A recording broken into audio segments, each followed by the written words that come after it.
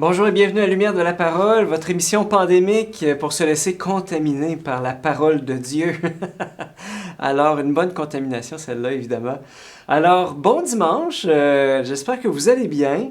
Alors, c'est l'occasion, dimanche, de pouvoir partager la parole de Dieu, l'évangile du jour, soit en famille, en couple ou pourquoi pas en maisonnée. Je ne sais pas si vos recherches pour de personnes qui seraient intéressées à fonder une maisonnée vont bien. En tout cas, moi, je vous encourage. Je rêve que dans notre diocèse, puis dans tous les diocèses, en fait, que notre diocèse soit une constellation de petites maisonnées. Qu'il n'y ait pas un catholique ou une personne qui n'ait pas sa maisonnée pour partager sur la parole de Dieu. Moi, ça, c'est mon rêve. Alors, d'ici à ce que ce soit arrivé, que mon rêve soit réalisé, alors mettons-nous aujourd'hui à l'écoute de l'Évangile de Jésus-Christ selon Saint Luc.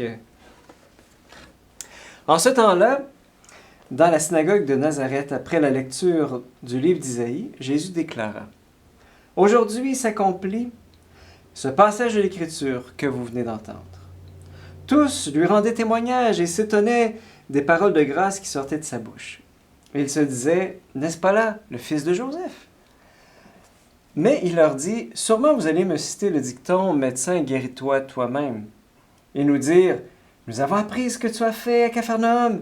Fais donc ici de même dans ton lieu d'origine. » Puis il ajouta: « Amen, amen, je vous le dis, aucun prophète ne trouve un accueil favorable dans son pays. Amen, en vérité, je vous le dis, au temps du prophète Élie, lorsque pendant 3 ans et demi, le ciel retint la pluie, et lorsqu'une famine se produisit sur toute la terre, il y avait beaucoup de veuves en Israël. Pourtant, Élie ne fut pas envoyé vers aucune d'entre elles, mais bien dans la ville de Sarepta, au pays de Sidon, chez une veuve étrangère.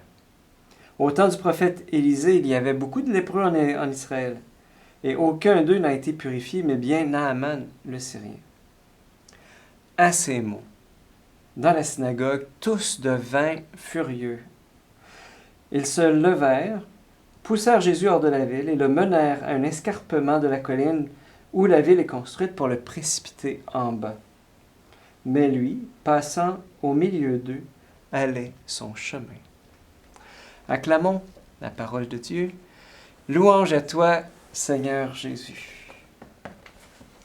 Alors, je ne sais pas si vous vous rappelez, dans un épisode précédent de Lumière de la Parole, donc on avait cet évangile-là.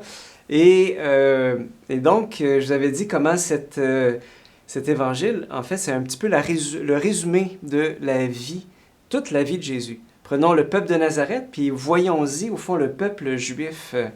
D'abord, Jésus vient pour les Juifs, vient pour son peuple, et il vient dire cette parole que vous venez d'entendre aujourd'hui, c'est aujourd'hui qu'elle s'accomplit. C'est une bonne nouvelle. Les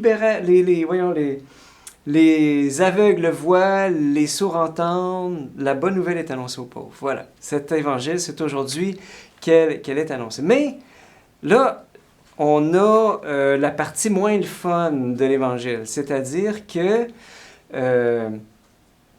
les gens de Nazareth sont super contents de ce qu'ils entendent d'un petit gars de Nazareth. Wow! Puis là, ils disent, hey, ce que tu as fait à l'extérieur, là, tu vas le faire chez nous! Chez nous! Et c'est là que Jésus amène un enseignement qui est fondamental, tu sais, qui dit le Messie est là pour le peuple juif, mais pas que pour les Juifs. Parce que rappelez-vous qu'Israël avait une mission de témoigner du Dieu vivant auprès des autres nations, et il ne l'a jamais fait. C'est juste auto-flatter la bedaine d'être le peuple élu. Point. Et donc, à travers cet enseignement, Jésus vient leur dire, vous savez,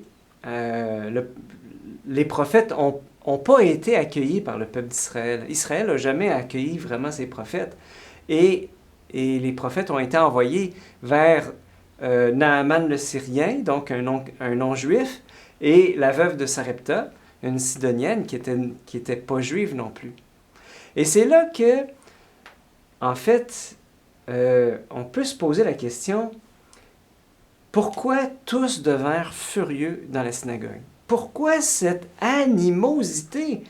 J'ai le petit gars de chez nous, tu sais, duquel on était si fiers, que maintenant on veut tuer. On veut le tuer, on veut l'amener au précipice, puis on veut le pousser en bas. Pourquoi? Qu'est-ce qui explique ce changement-là? Je ne sais pas si vous vous êtes posé la question. Ben, vous savez, donc, je vous ai dit tout à l'heure que les gens de Nazareth, c'est un peu comme le peuple juif. Dieu aime son peuple, il aime son peuple, mais il aime aussi les autres peuples. Et souvent, ce qui arrive, c'est que Israël, genre, quand Israël se dit Dieu m'aime, là, il dit ben c'est normal, tu sais, c'est moi. Mais de se dire que Dieu aime du même amour les païens, en fait, ça c'est le volet scandaleux de l'amour de Dieu. Vous étiez peut-être jamais rendu compte que l'amour de Dieu avait un aspect scandaleux, mais c'est celui-là. Puis regardons aussi, des fois pour nous, tu sais, on peut se dire, ah, hey, Dieu m'aime, tu sais, c'est normal. C'est normal que Dieu m'aime. Mais lorsque tu te dis que la personne que tu aimes le moins sur cette terre, Dieu l'aime autant que toi. Ouais. C'est là que c'est scandaleux. Tu vois? Et quand Jésus parle de Naaman le Syrien puis de la veuve de Sarepta, ben c'est ça qui arrive avec les gens de Nazareth. Et au fond, c'est comme de dire, OK, mais si les autres nations, si on se prend comme pour Israël, OK, mais si les autres nations sont autant aimées que nous, là, à quoi ça sert là, qu'on soit le peuple élu, finalement? Et donc, c'est comme ça remettait comme en question l'élection d'Israël. Alors, voyez, c'est vrai, Jésus, il est l'Emmanuel, Dieu avec nous. Mais il n'est pas seulement l'Emmanuel pour nous. Il est l'Emmanuel pour tout le monde. Pour tout le monde. Et je crois que l'amour de Dieu et Jésus vient élargir les parois de notre cœur. Parce que quand on regarde notre amour peut se limiter, peut être vraiment limité à quelques personnes. Et les autres, là, ben justement, c'est les autres, c'est les étrangers, c'est ceux que je ne connais pas, ceux dont je dois me protéger. Voilà. Mais je dirais le scandale de l'amour de Dieu, c'est que ces gens-là, ce pauvre que je rencontre dans la rue, ces gens dans d'autres pays, ces migrants, ces personnes de toutes conditions, ce jeune avec des cheveux bleus, là, ben Dieu l'aime autant que moi. Voilà. Et me convertir à l'amour de Dieu, eh bien, c'est de réaliser ça, que cet amour, il est là pour tous. Et que ma vie soit un joyeux témoignage que les autres sont aimés, et même ceux qui se croient abandonnés de Dieu, que ma vie soit au fond un témoignage que non, tu n'es pas abandonné de Dieu, tu es aimé, tu es aimé. Tu es aimé là, infiniment plus que ce que tu penses.